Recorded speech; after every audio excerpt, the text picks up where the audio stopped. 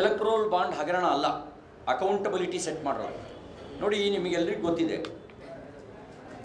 Electoral bond ಬರೋಕ್ಕಿಂತ ಮುಂಚೆ ಅರುಣ್ ಜೇಟ್ಲಿಯವರು ಭಾಳ ಸ್ಪಷ್ಟ ಧ್ವನಿಯಲ್ಲಿ ಹೇಳಿದರು, ರಾಜಕೀಯ ವ್ಯವಸ್ಥೆಯಲ್ಲಿ ಚುನಾವಣೆಯಲ್ಲೂ ಕೂಡ ಪಾರದರ್ಶಕತೆಯನ್ನು ತರೋದಕ್ಕೆ ಎಲೆಕ್ಟ್ರೋಲ್ ಬಾಂಡಿನ ಅವಶ್ಯಕತೆ ಇದೆ ಅಂತ ಹೇಳಿದರು. ಎಲೆಕ್ಟ್ರೋಲ್ ಬಾಂಡು ಎಲ್ಲ ಪಾರ್ಟಿಗೂ ಕೊಟ್ಟಿದ್ದಾರೆ, ಕಾಂಗ್ರೆಸ್ಸಿಗೂ ಕೊಟ್ಟಿದ್ದಾರೆ, TMCಗೂ ಕೊಟ್ಟಿದ್ದಾರೆ, DMKಗೂ ಕೊಟ್ಟಿದ್ದಾರೆ, RJDಗೂ ಕೊಟ್ಟಿದ್ದಾರೆ, JDUಗೂ ಕೊಟ್ಟಿದ್ದಾರೆ, ಆಮ್ ಆದ್ಮಿ ಪಾರ್ಟಿಗೂ ಕೊಟ್ಟಿದ್ದಾರೆ.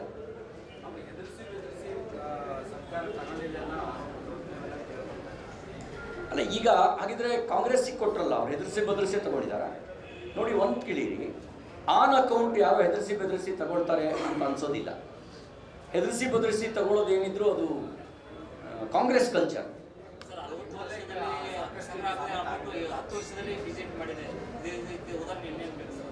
ಯಾರು ಹೇಳಿದ್ದು 60 ವರ್ಷದಲ್ಲಿ ಸಂಗ್ರಹ ಆಗಿದೆ ಅಮೌಂಟು ಅಂತ? 60 ವರ್ಷದಿಂದ ಅಕೌಂಟೇ ಇರಲಿಲ್ಲ. ಯಾವ ಪಾರ್ಟಿಗೆ ಎಷ್ಟು ಹಣ ಬಂತು ಅನ್ನೋದಕ್ಕೆ ದಾಖಲೆ ಇಡುವ ವ್ಯವಸ್ಥೆನೇ ಇರಲಿಲ್ಲ. ನಮ್ಮ ಪ್ರಧಾನಮಂತ್ರಿಗಳು ಅದಕ್ಕೂ ಒಂದು ದಾಖಲೆ ಇರಬೇಕು ಅಂತ ಇಟ್ಟರು.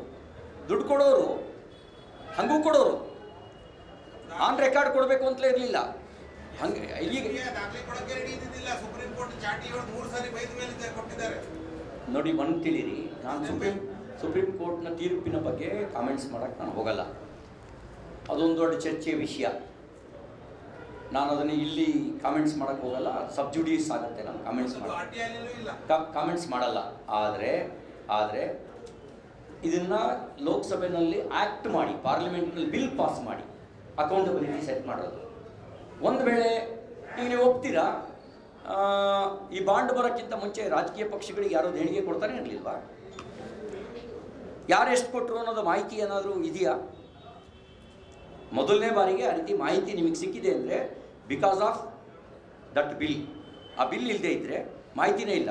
ಈಗಲೂ ರಾಜಕೀಯ ಪಕ್ಷಗಳಿಗೆ ಉದ್ದಿಮೆದಾರರದ್ದು ಅವ್ರ ಶಕ್ತಾನುಸಾರ ಅವ್ರ ಸಾಮರ್ಥ್ಯಕ್ಕೆ ಅನುಗುಣವಾಗಿ ಕೊಡ್ತಾರೆ. ರೂಲಿಂಗ್ ಪಾರ್ಟಿ ಇದ್ದರೆ ಸ್ವಲ್ಪ ಜಾಸ್ತಿ ಕೊಡ್ತಾರೆ, ಅಪೋಸಿಷನ್ ಪಾರ್ಟಿ ಇದ್ರೆ ಸ್ವಲ್ಪ ಕಡಿಮೆ ಕೊಡ್ತಾರೆ. ನಾಳೆಯಿಂದ ನಿಮಗೆ ಯಾವ ಮಾಹಿತಿನೂ ಸಿಗಲ್ಲ. ಯಾಕೆಂದರೆ ಆ ಬಾಂಡ್ ಇದ್ದರೆ ನಿಮ್ಗೆ ಓಪನ್ ಡಾಕ್ಯುಮೆಂಟ್ಸು. ಆ ಬಾಂಡ್ ಇಲ್ಲದೆ ಇರೋದ್ರಿಂದ ನಾಳೆನೂ ಕೊಡ್ತಾರೆ ದುಡ್ಡನ್ನ, ನಿಮ್ಗೆ ಯಾವ ಮಾಹಿತಿನೂ ಸಿಗಲ್ಲ.